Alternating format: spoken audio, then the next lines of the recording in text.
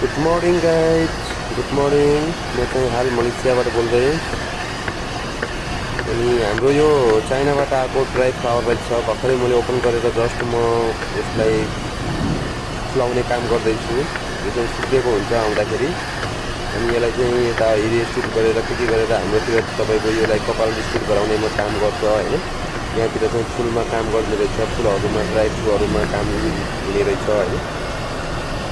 First video बनाउँदैछु guys, कुनै राम्रो नेगेटिभ कुनै पोजिटिभ ल्याङ्ग्वेजहरू मिक्स भएको हुनसक्छ होइन, माफ गर्नु होला मलाई।